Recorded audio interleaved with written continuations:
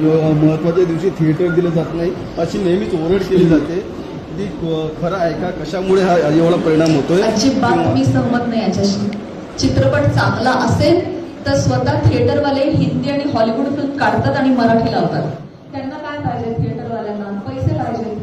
मग ग्राहक आले पाहिजे ना, आले पाहिजे लोक पिक्चर बघायला. मग ज्या पिक्चरला लोक बघायला येत आहेत ते त्यांना का नाही देणार? येतच नाही. त्यामुळे मग ते शो कमी करतात आणि जो शो चालतोय त्याला देतात. त्यामुळे चांगला चित्रपट असेल तर माझा स्वतःचा फुलवंतीचा अनुभव आहे. 4 आम्हाला शोज दिलेले एका दिवसामध्ये. रात्री बघितलं तर 9 शोज झालेले होते. त्यांनी आपोआप वाढवले होते. लोक येत आहेत तर चित्रपटांना स्थान मिळतच. जे बोंब मारतात की मिळत नाही त्यांचं चित्रपट चालत नाही. काय बदल होणं गरजेचं आहे?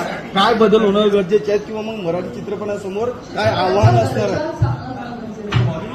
क्वालिटी आणि विषय तुम्ही चांगल्या चित्रपट येत आहे की त्या दर्जाचे नाही असं आपल्याला म्हणणं आहे. असं म्हणता तर काय असं करू नका.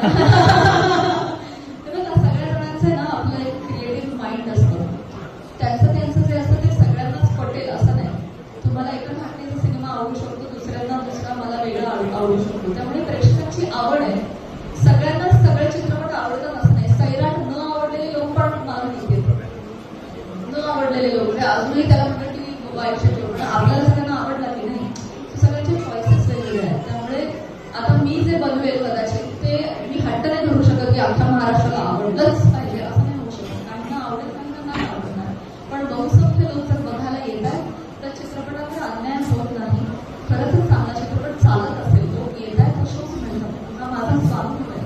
येत्या काळात काही आव्हान असणार आहेत का?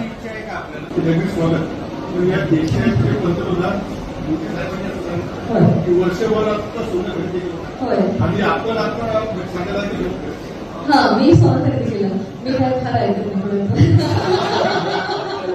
मला आवडलं तर केलं पाहिजे. तुमचं कोणाला काय होत आहे त्याच्यामध्ये राजकीय हस्तक्षेप वाढलाय किंवा आम्हाला सहभागी करून घेत नाही असं अनेक कलाकार आरोप करतात. विजय पाटकर असतील, त्याच्यानंतर आपल्या दीपाली सैयद असतील, अक्षय वाघमारे असतील यांनी गंभीर आरोप केले.